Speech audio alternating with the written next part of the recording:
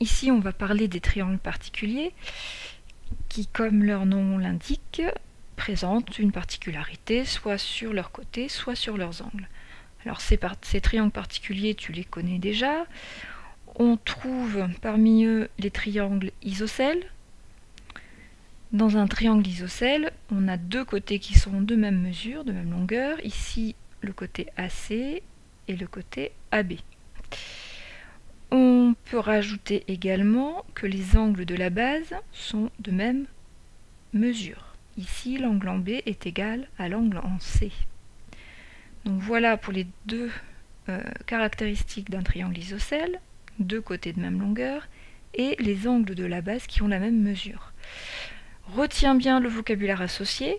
On a la base, qui est le côté autre des deux côtés de même longueur, et puis on a le sommet principal, qui correspond au sommet d'où partent les deux côtés qui sont de même longueur. Ensuite, on a les triangles équilatéraux. Donc dans EFD, ici, qui est équilatéral, on a les codages qui nous rappellent qu'un triangle équilatéral a ses trois côtés de même longueur.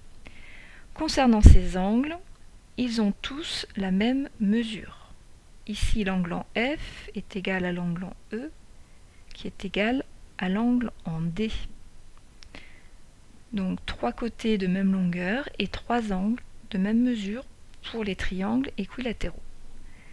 Et enfin, on va reparler des triangles rectangles. Un triangle rectangle, c'est en fait la moitié d'un rectangle.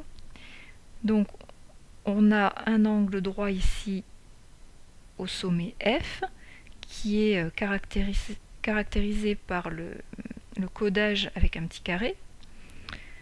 Rien de particulier sur les côtés d'un triangle rectangle, mais il faut connaître la définition, à savoir qu'il possède un angle droit.